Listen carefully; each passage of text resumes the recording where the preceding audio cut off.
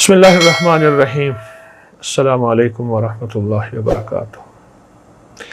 ایک منظر میں آپ کو بتاتا ہوں کہ اس منظر پہ آپ توجہ کریں۔ ایک بندہ مدینہ منورہ سے چلتا ہے، اس کے پاس ایک بیمار خچر ہے، بالکل بیمار، کمزور، اور جو خچر پہ سوار ہے وہ خود بھی بیمار بھی ہے، کمزور بھی ہے، غریب بھی ہے، فقیر بھی ہے۔ یعنی دوسرے لفظوں میں مانگتا ہے کہ اس کی مدد کی جائے، اس کا ساتھ دیا جائے، اس کی یاوری کی جائے، اس کی جیب میں کچھ ڈالا جائے۔ اور اس کے پاس اتنا نہیں ہے کہ وہ کسی غریب فقیر کی مدد کر سکے، اتنا نہیں ہے۔ وہ خود مدد کا طالب ہے لیکن سوال نہیں کرتا، بالکل سوال نہیں کرتا۔ اور وہ مدینہ منورہ سے چلا ہے اور اس کی منزل نجف ہے، وہ علاقہ ہے، اس کے ساتھ ایک گاؤں ہے، ایک بستی ہے، وہاں رہتا ہے۔ مدینہ میں کیوں آیا تھا؟ مدینہ میں جو مدینہ کا گورنر تھا، اس کے دل میں آیا کہ اس کے پاس جاؤں اور کچھ مدد طلب کروں۔ آیا، کئی دن رہا۔ گورنر کو ایک دفعہ اس نے مسجد نبوی میں دیکھا، لوگوں کی فریادیں سن رہا، حکم جاری کر رہا۔ جب دیکھا کہ ایک طرف گورنر کو، ایک طرف حضور کے روضوں کو دیکھا، احساس ہوا کہ حضور کے روضے کے سامنے اور حضور کے سامنے میں اس گورنر سے سوال کروں، دکھ ہوتا ہے، میری حیا، میرا شرم گوارا نہیں کرتا، کیوں سوال کروں؟ پھر جرأت ہوئی کہ میرے پاس کچھ نہیں ہے، فقر ہے، غربت ہے۔ یہ گورنر ہے اس لیے کہ غریبوں کی داد رسی کرے، غریبوں کی فریاد سنے، غریبوں کی مدد کرے، اور جو مدد کے طالب ہیں ان کے احساس کو اپنا احساس غم سمجھے۔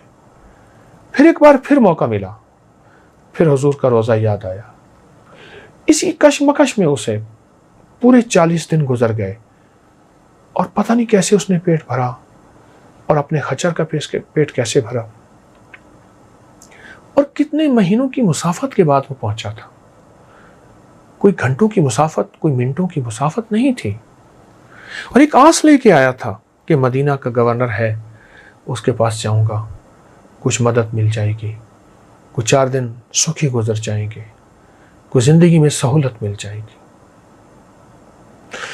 آخر مایوس ہو کے اب یہ مدینہ سے واپس آ رہا۔ یہ اس کا پس منظر جو میں نے عرض کیا، اس پردیسی کا، مختصر سا، ورنہ اس کے 40 دن پتہ نہیں کتنی تنگ دستی، کتنی تکلیف، کتنے مسائل میں گزرے ہوں گے۔ اب وہ واپس آ رہا۔ واپس آتے آتے ایک جگہ ایک کاروان سرائے ہوتی تھی، سرائے ہوتے تھے جہاں پردیسی مسافر لوگ آ کے ٹھہرتے تھے۔ اب اس کے پاس پیسے تو تھے نہیں کہ یہ سرائے میں، لیکن سرائے کے ساتھ ایک جگہ کچھ خچر بندھے ہوئے تھے اور ان کا بچا ہوا گھاس پڑا تھا، چارہ پڑا تھا۔ اس نے اپنے خچر کو وہاں چھوڑا۔ خچر کو کئی دنوں کے بعد اچھا پیٹ بھر کے اور اچھا کھانا ملا، لیکن اس کو کھانا نہ ملا، یہ بھوکا تھا، اوپر سے سخت سردی تھی، اور سرائے کے ساتھ جہاں روٹی پکتی تھی، اس تندور کے ساتھ رات کا وقت تھا، یہ سو گیا اور اپنے آپ کو اس میں سمیٹ لیا کہ کچھ تندور کی، کچھ وہاں اس میں کچن کہوں جہاں کھانا پکتا، اس کی گرمی کچھ مجھے۔ لیکن رات کا وقت ہوا، تندور کی گرمی ختم ہو گئی اور سردی اپنے جوبن پہ پڑی۔ اس کا جسم اکڑنے لگا، اٹھ کے بیٹھ کے سکڑ کے بیٹھ گیا، اور اس کے منہ میں سے ایک لفظ نکلا، واللہ واللہ ثم باللہ، واللہ ثم باللہ۔ مولا میں کہاں جاؤں؟ اب کس کا راستہ؟ اب کون سا سائبان اور کون سی گرمی کے لیے اپنے جسم کو؟ اور اپنی طرف دیکھا تو خچر بھی بیچارہ سردی کے اندر کانپ رہا ہے۔ اسے اپنی سردی تو بھول گئی خچر کی، اگر یہ مر گیا تو میں منزل پہ کیسے جاؤں گا، آگے کیسے جاؤں گا؟ اب یہ اسی پریشانی اور کشمکش میں ہے۔ واللہ ثم باللہ، میں تو الفاظ بیان کر رہا ہوں، آپ سوچیں، جس کی یہ حالت ہو کہ تن پہ پھٹے پرانے کپڑے ہوں، جیب خالی ہو، پیٹ بھوکا ہو، آدمی بھوکا ہو تو سردی ویسے زیادہ لگتی ہے، اور پردیس ہو، مسافرت ہو، اور کاروان سرائے میں سب بہترین زندگی میں سو رہے ہیں. ان کی سواریوں کے اوپر بھی گرم کپڑے کہوں، چادریں کہوں، اور ایک وہ سواریاں بھی ایک چھت کے نیچے ہیں. اس کے پاس نہ سواری کی چھت ہے، اور اس کے پاس نہ اپنی چھت ہے، اس کے پاس نہ کھانا ہے، اس کے پاس نہ گرم کھانا یا مشروب ہے، اس کے پاس کچھ بھی نہیں ہے. سواری نے پھر بھی کچھ نہ کچھ کھا لیا ہے. اس کی حالت کیا ہوگی؟ اس کے حالات کیا ہوں گے؟ اور یہ کس قسمہ پرسی میں، کس تنگ دستی میں ہوگا؟ اور کس انداز سے اس نے واللہ ثم باللہ، اس نے کس انداز سے بیان کیا ہوگا، میں وہ نقشہ نہیں کھینچ سکتا. یاد رکھیے گا، الفاظ کا ترجمہ ہوتا ہے، جذبات کیفیات کا ترجمہ نہیں ہوتا. یہ میں بات پھر دہرا رہا ہوں، الفاظ کا ترجمہ ہوتا ہے، جذبات اور کیفیات کا ترجمہ نہیں ہوتا. اب اس نے پھر یہ بات کہی، اب درد کے ساتھ اس کی بات کہی، اور غم کے ساتھ اس نے یہ بات کہی. اس کو محسوس ہوا کہ میرا جسم گرم ہونا شروع ہو گیا ہے. اس نے دائیں بائیں دیکھی، کوئی گرم ہوا چلی ہے. اسے خیال ہوا کہ تندور میں سے گرم ہوا نکلی، تندور تو ٹھنڈا ہو چکا تھا. کہاں سے چیز ملی؟ اب اس کو کچھ احساس ہوا نا گرمائش کا، سکون کا، تو اس نے پھر وہ کیفیت کے ساتھ واللہ ثم باللہ کہنا شروع کر دیا. اللہ اکبر. بس یہ یوں کہتا تھا اور اس کے جسم میں طاقت آتی تھی، اور محسوس کیا ایسے جیسے میں کھانا کھا رہا ہوں اور میرا پیٹ آہستہ آہستہ بھر رہا ہے، جسم میں توانائی آ رہی ہے، تازگی آ رہی ہے، اور ایک قوت آ رہی ہے، اور سردی ہے پر سردی کا احساس مجھے کم ہو رہا ہے. اور اس نے اپنی نظروں سے جب اپنے خچر کو دیکھا تو اس کے اندر بھی کپ کپاہٹ کم ہو رہی ہے. وہ عین سردی کے اوپر ہے، کپ کپاہٹ کم ہو رہی ہے. اس نے محسوس کیا کہ اس لفظ کی کوئی تاثیر ہے، اور اس لفظ کو کوئی طاقت ملی ہے، اس لفظ کو کوئی قوت ملی ہے. اس نے پڑھنا شروع کیا. پڑھتے پڑھتے نا کچھ سکون ملا تو اس کو اونگ آ گئی. اس نے اونگ میں دیکھا، اس نے اونگ میں دیکھا کہ کچھ لوگ ہیں، ان میں آگے ایک شخص ہے، اور وہ اس کو تھپکی دیتے ہیں، کہتے ہیں یہ ہمارے گھر سے تمہیں یہ لفظ ملا تھا، اور اس کو پڑھتا رہے، اس کو نہ چھوڑ، اور یہی لفظ تجھے منزل پہ پہنچائے گا. اور مدینہ کے گورنر کے ساتھ تو نے اچھا کیا، سلام نہیں کیا. مجھے میرے حضور نے بھیجا ہے صلی اللہ علیہ وسلم. جا. ایک سائل آیا تھا، اور میرے حیا اور غیرت کی وجہ سے اس نے گورنر سے سوال نہیں کیا تھا.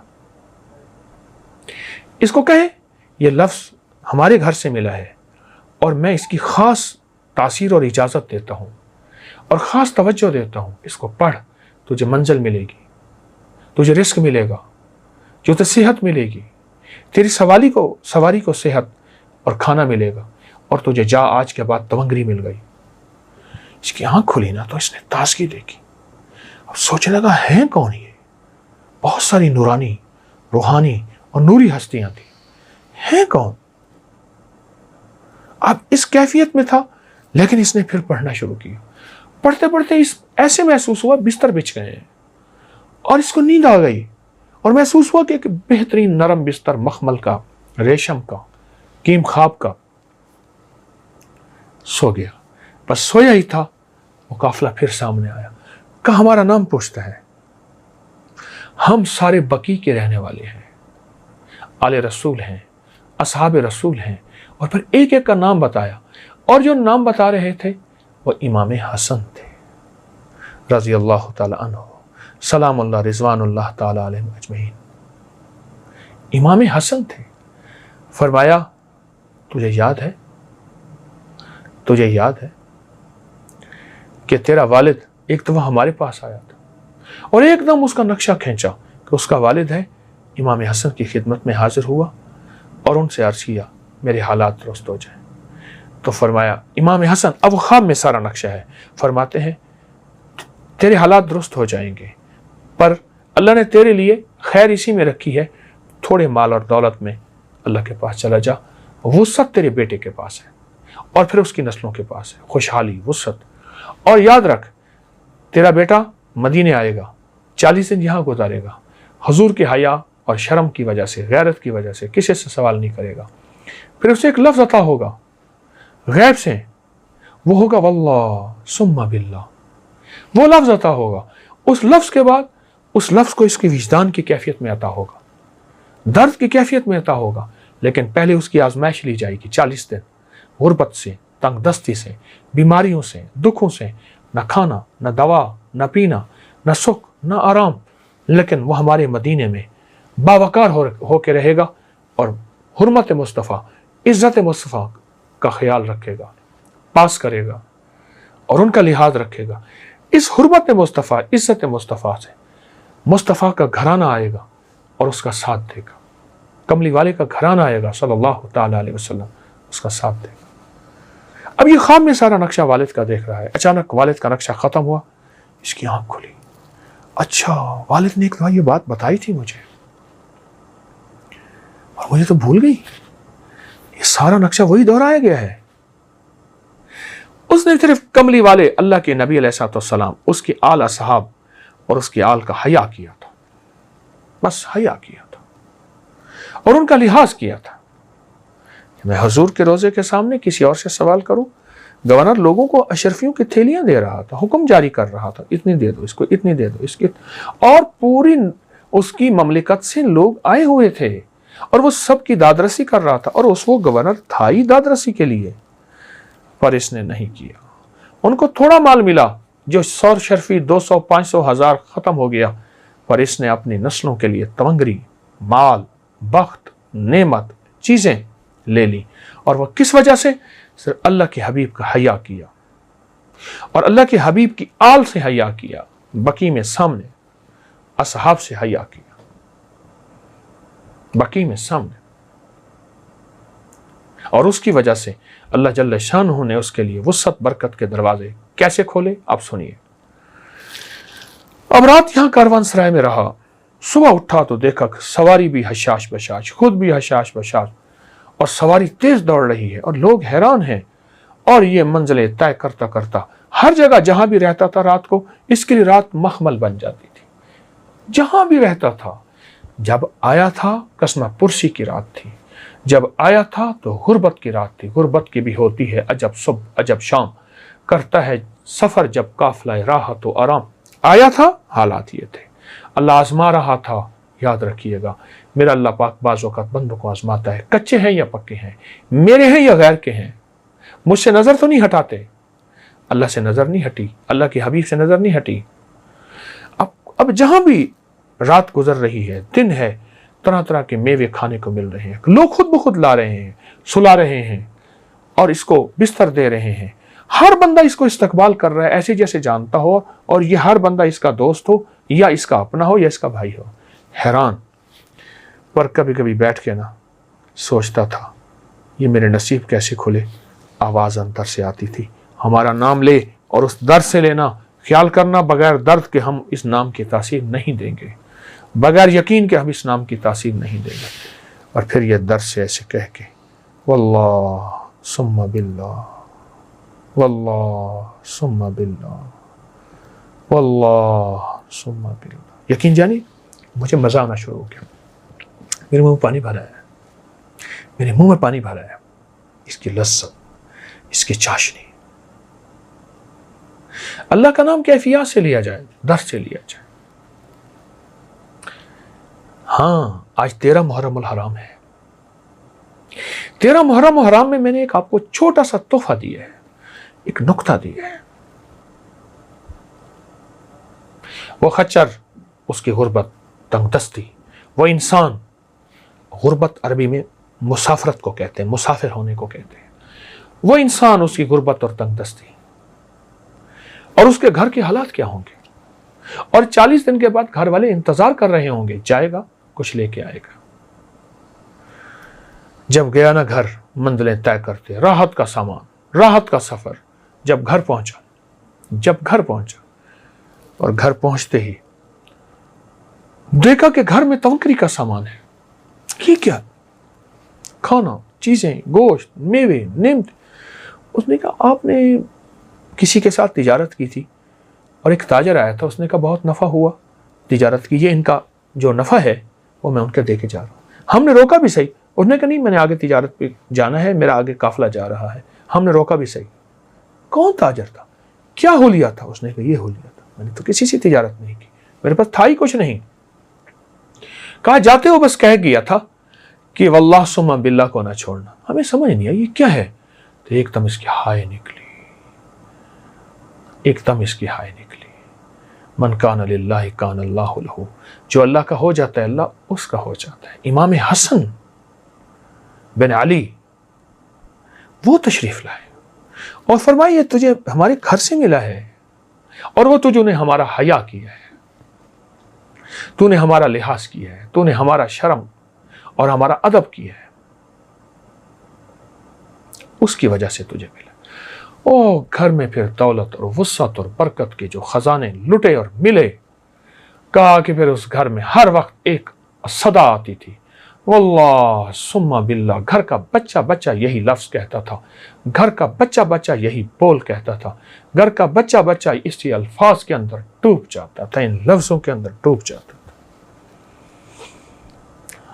ہاں, نبی علیہ الصلوۃ والسلام کا حیا, ان کے ساتھ ادب شرم, اور ان کی اعلیٰ صاحب کے ساتھ, آل رسول کے ساتھ, اصحاب رسول, اللہ اس کا صلہ دیتا ہے. رب کسی کی محنت کو ضائع نہیں کرتا, رب اس کا صلہ دیتا ہے اور دیتا ہے, اور دیتا بھی اپنے غیب کے خزانے سے ہے, اور دیتا بھی ایسا ہے کہ اللہ دولتوں اور عزتوں کے دروازے کھول کے دکھا دیتا ہے, دولتوں اور عزتوں کے دروازے کھول کے دکھا دیتا ہے. اس راستے کو اپنا لے, اس منزل کو لے لے, یہ راہیں سچی ہیں اور انشاءاللہ کامیاب ہوں گے, دنیا میں آخرت بھی, رزق بھی, لذت بھی, صحت بھی ملے گی. یہ بہت بڑا واقعہ ہے اور اس کے اندر بہت بڑا راز ہے. واللہ ثم باللہ. جزاک اللہ. السلام علیکم ورحمۃ اللہ.